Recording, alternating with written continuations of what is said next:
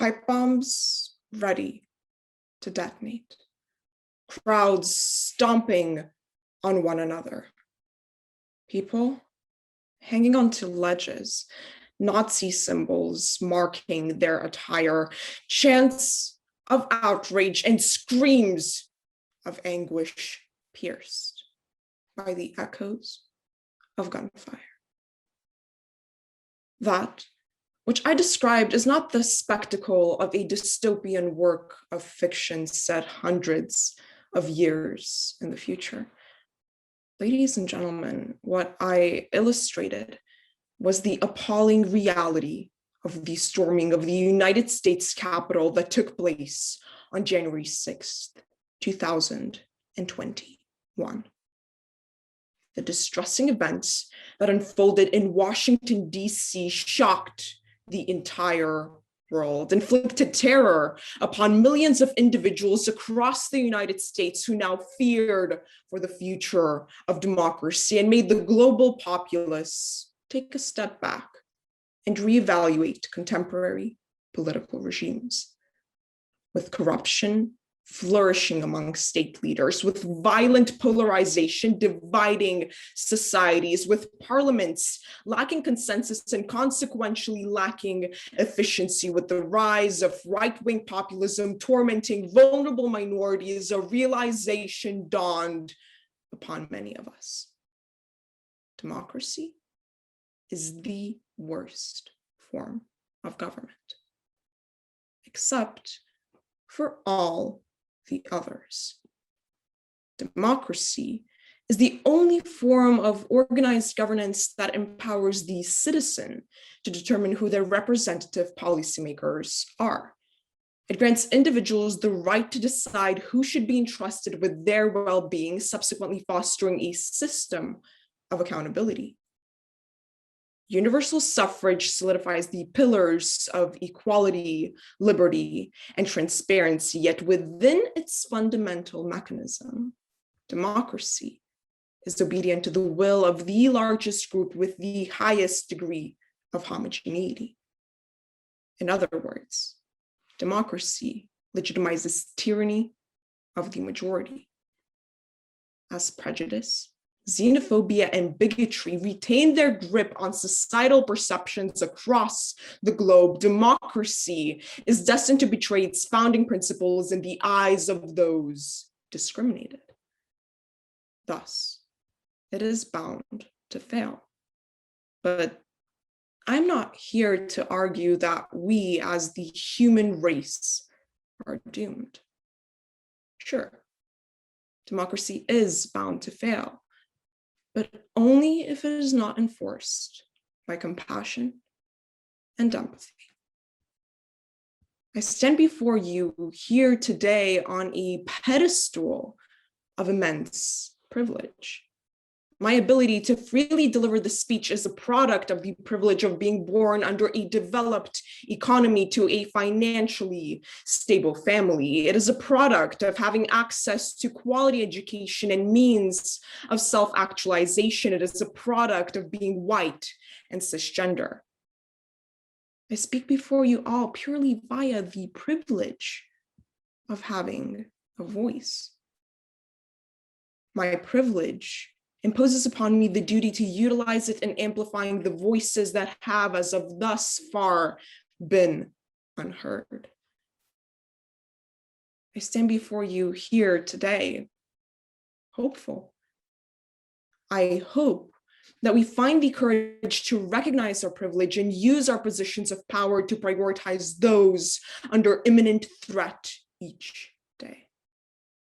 We can no longer expect disadvantaged groups to uplift themselves by casting a vote that resembles a drop in the ocean when the ballot box stands in surroundings plagued by discrimination.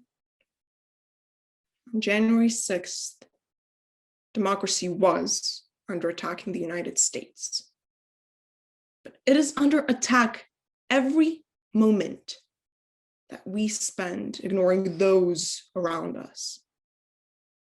I say it is time to open our eyes and educate ourselves on these struggles faced by others. I say it is time to be humane. Because only by joining the fights that do not directly concern us, only by being empathetic and engaging all voices can we actually achieve meaningful change. Thank you.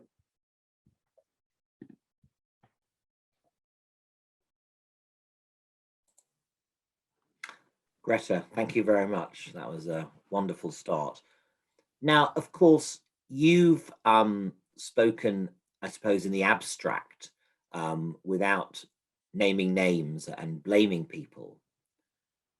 Would you be willing to give us your views now as to who you think was to blame for the storming of the US Capitol?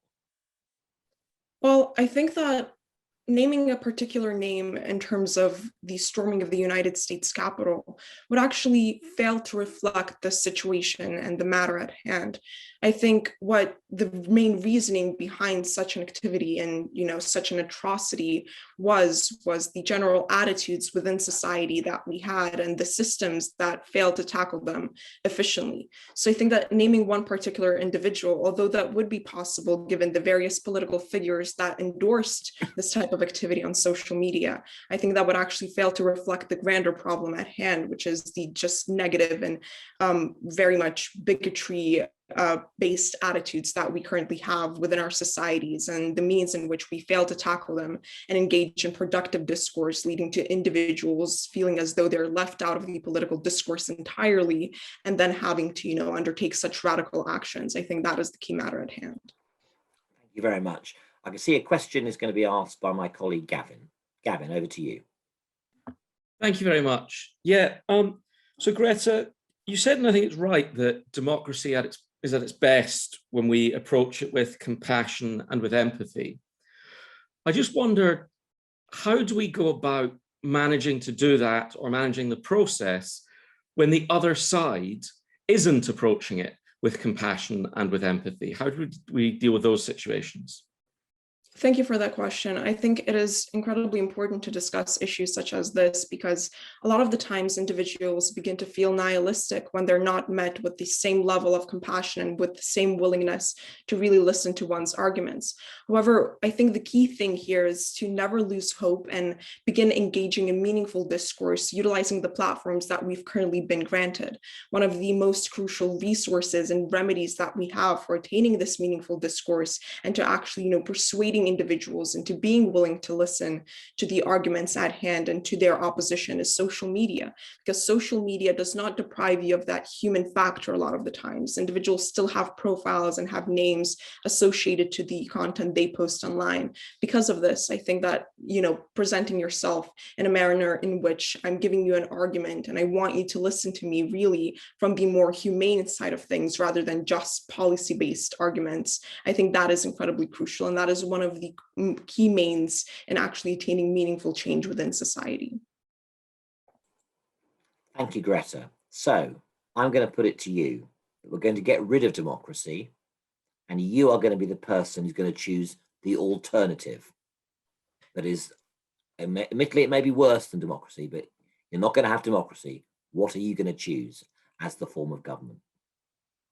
I think my preferred form of government, if it were to not be democracy, would be technocracy, most likely, because it still has a level of representation. However, it assures that the most qualified individuals and individuals who have a background and this foundation of knowledge in the things they will be controlling within government, in their ministries and in their, spheres of activity, actually have some knowledge behind it. So I think that technocracy especially would be brilliant when it comes to matters such as the legalization or criminalization of certain substances in particular. I think that a lot of politicians and political figures tend to ignore the actual matters at hand and oftentimes rely on prejudice and their preconceived notions of what substance use or substance abuse disorder actually is. I think that given these types of matters to the hands of experts and having them have a say over legislation regarding these issues would be beneficial.